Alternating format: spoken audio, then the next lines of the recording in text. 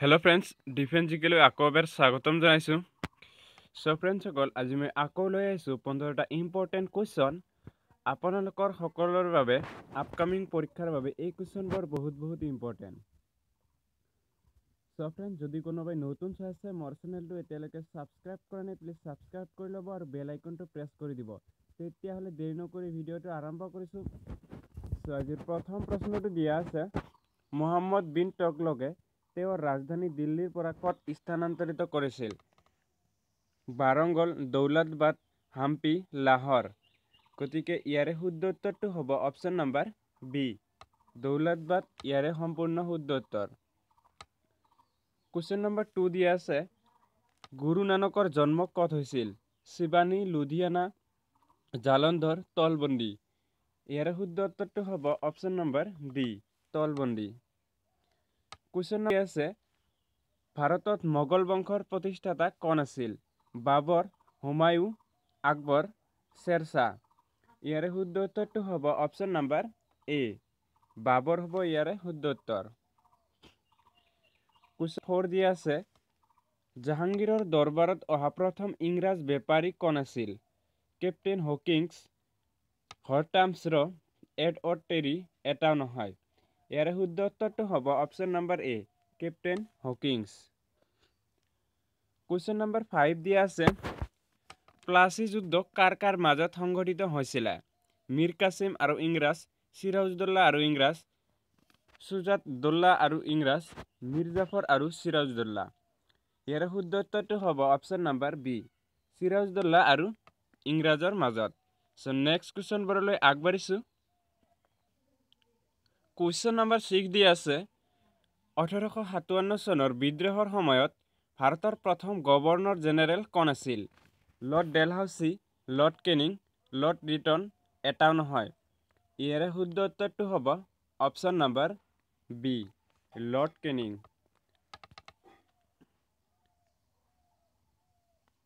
Question number 7 দিয়া আছে, বিহাৰত 1857 চনৰ বিদ্ৰোহৰ নেতৃত্ব কোনে দিছিল? বাহাদুৰ শাহ জাফৰ, লক্ষ্মীবাই, কুবৰ সিং, বেগম হজৰত মহল। ইয়াৰে শুদ্ধ উত্তৰটো হ'ব option number C, Kuber Singh. Question number 8 দিয়া আছে, ভাৰতত কেতিয়া সতী প্ৰথা বন্ধ কৰা হৈছিল? 1828, 1829, 1831, 1835। ইয়াৰে শুদ্ধ উত্তৰটো হ'ব অপশ্যন নম্বৰ বি, 1829, 1829 চনত বন্ধ কৰা হৈছিল। কুৱেশ্যন নম্বৰ 9 দিয়া আছে, লাল বাল পাল বুলি কাক জনা যায়? লালা লাজপত ৰায়, বিপিন চন্দ্ৰ পাল, বাল গংগাধৰ তিলক, ওপৰৰ আটাইবোৰকে। ইয়াৰে শুদ্ধ উত্তৰটো হ'ব অপশ্যন নম্বৰ ডি, ওপৰৰ আটাইবোৰকে। লালা লাজপত ৰায়, বিপিন চন্দ্ৰ পাল, বাল গংগাধৰ তিলক, এই তিনিওকে মিলি লাল পাল বুলি জনা যায়, লাল বাল পাল বুলি জনা যায়। কুৱেশ্যন নম্বৰ 10 দি আছে, গণপতি আৰু শিৱাজী উৎসৱ কোনে আৰম্ভ কৰিছিল? বাল গংগাধৰ তিলক, অৰবিন্দ ঘোষ, লালা লাজপত ৰায়, ওপৰৰ এটাও নহয়।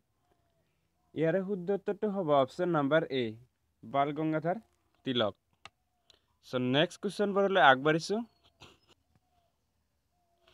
কুৱেশ্যন নম্বৰ 11 দিয়া আছে, অৰুণাচল প্ৰদেশৰ ৰাজধানী চহৰ কি? ইটানগৰ, দিছপুৰ, হায়দৰাবাদ, শ্ৰীনগৰ। গতিকে ইয়াৰে শুদ্ধ উত্তৰটো হ'ব অপশ্যন নম্বৰ এ, ইটানগৰ।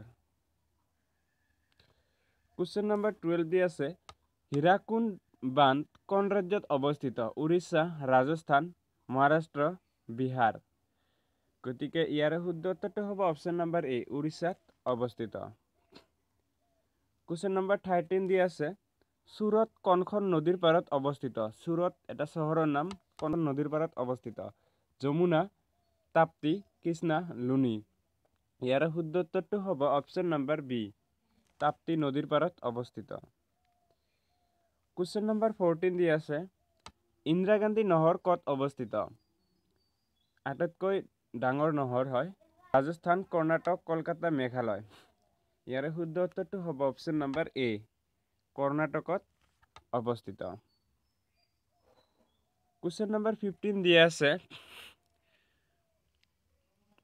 সুন্দৰবন ডেল্টা কোনটো নদীয়ে উৎপত্তি কৰিছে গংগা ব্ৰহ্মপুত্ৰ মহানদী এ আৰু বি দুটা গতিকে ইয়াৰ শুদ্ধ উত্তৰটো হ'ব অপচন নাম্বাৰ ডি গংগা আৰু ব্ৰহ্মপুত্ৰ মিলি দুটাই মিলি সুন্দৰবন ডেল্টা উৎপত্তি কৰিছে সো ফ্ৰেন্ডস আজিৰ 15টা কোৱেশ্চন শেষ হৈ গ'ল সো ভিডিওটো চাই কেনে লাগিলে প্লিজ কমেন্ট কৰি জনাব আৰু যদি ভাল লাগিছে প্লিজ লাইক শেয়াৰ কৰিবলৈ একেবাৰে নাপাহৰিব সো আজিলৈ ইমানেই thanks for watching this video